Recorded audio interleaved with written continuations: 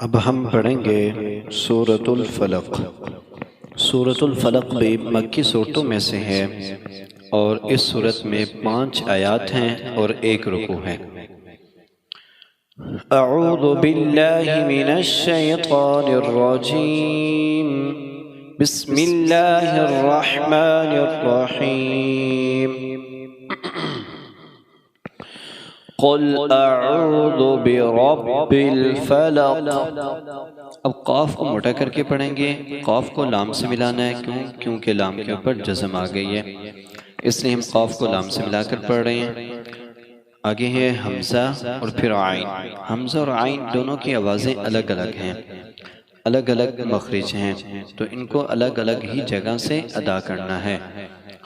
حمزہ حلق کا وہ حصہ جو سینے کی طرف والا ہے وہاں سے ادا ہوگا، اور عین حلق کا وہ حصہ جو درمیان میں ہے یعنی وسط حلق جس کو کہتے ہیں وہاں سے عین ادا ہوگا۔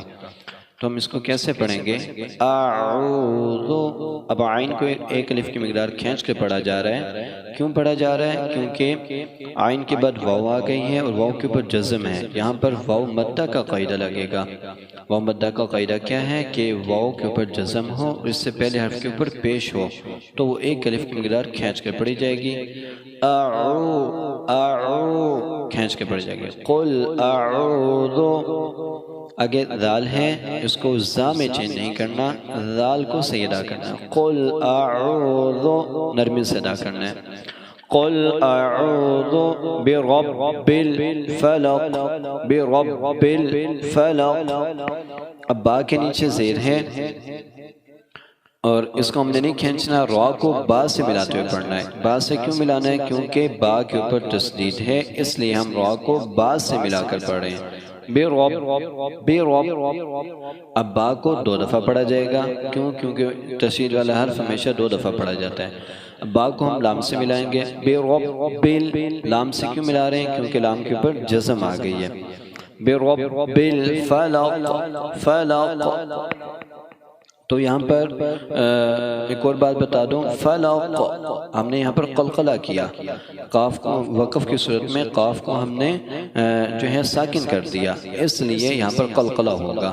تو کیسے پڑھیں گے؟ فلق، قاف کو قلقلہ کرتے ہوئے یعنی قاف کو ہلا کر پڑھیں گے۔ قل اعوذ برب الفلق۔ آگے ہے من شر، میم کے ساتھ نون ہے تو میم کو نون سے اس لیے ملا رہے ہیں کیونکہ نون کے اوپر جزم ہے۔ شین کو را سے ملا رہے ہیں، را کے اوپر تشدید ہے اس لیے شین کو را سے ملاتے ہوئے را کو دوبارہ پڑھ رہے ہیں۔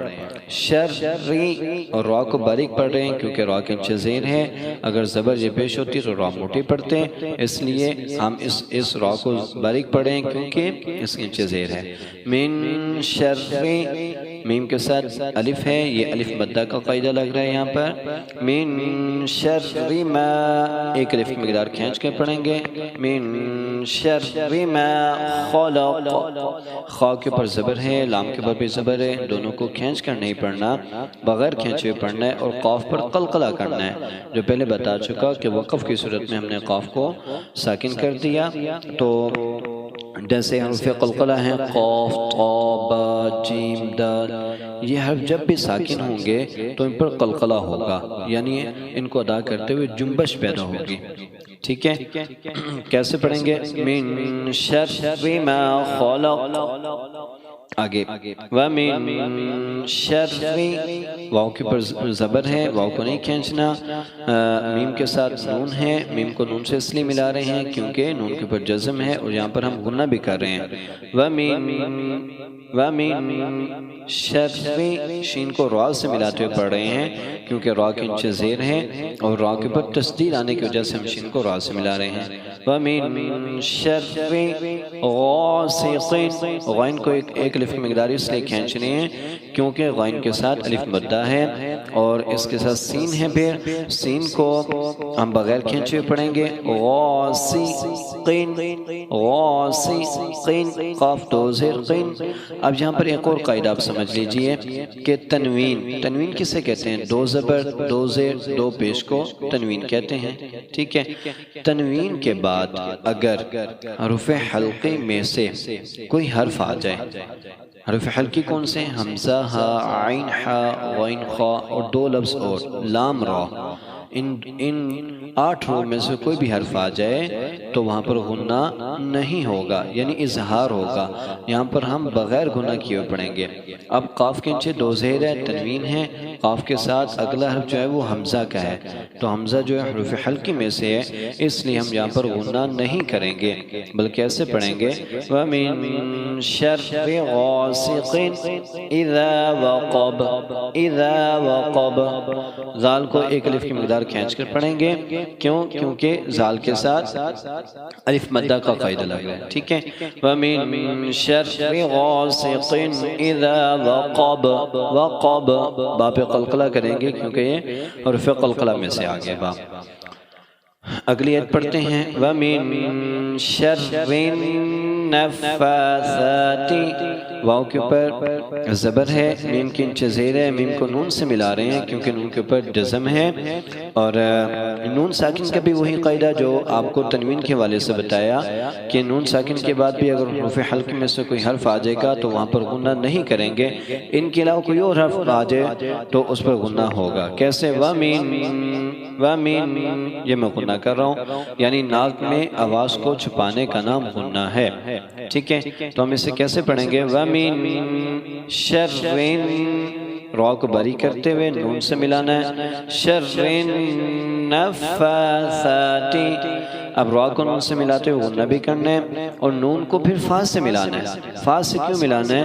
کیونکہ فا کے اوپر تشدید ہے، اور فا کو ایک الف کی مقدار کھینچ کر پڑھنا ہے، وہ کیوں؟ کیونکہ فا کے اوپر کھڑی زبر آ گئی ہے۔ وَمِن شَرِّ النَّفَّا، آگے سا ہے، سا کو بھی ایک الف کی مقدار کھینچنا ہے کیونکہ کھڑی زبر ہے۔ وَمِن شَرِّ النَّفَّاثَاتِ فِي الْعُقَدِ، فا کو ہم لام سے ملا رہے ہیں۔ فا کو لام سے ملانے کا مقصد کیا ہے؟ کیونکہ لام کے بعد جزم آ گئی ہے۔ فی العقد، عین کے اوپر پیش ہے، بغیر کھینچے پڑھیں گے، قاف کے اوپر زبر ہے، اس کو بھی بغیر کھینچے پڑھیں گے، اور قاف کو موٹا کر کے پڑھیں گے، عین کو ادا کرتے ہوئے پڑھیں گے۔ عین کو حمزہ میں چین نہیں کرنا، حمزہ کی آواز میں چین نہیں کرنا، بلکہ ایسے پڑھنا ہے فی العقد، فی العقد، دال پہ قلقلہ کرنا ہے کیونکہ دال جو ہے یہ حرف قلقلہ میں سے ہے، ٹھیک ہے۔ اگلا پڑھتے ہیں وَمِن شَرِّ، وَمِن شَرِّ، یہاں پہ غنہ کرنا ہے، وَمِن، ٹھیک ہے۔ آگے شین کو را سے ملا کر پڑھنا ہے۔ اب شین کو را سے کیوں ملانا ہے؟ کیونکہ را کے اوپر تشدید آ گئی ہے، اور را کو بری کرنا ہے کیونکہ را کے نیچے زیر ہے۔ وَمِن شَرِّ حَاسِدٍ، حَاسِدٍ، ہا کو کیوں کھینچ رہے ہیں؟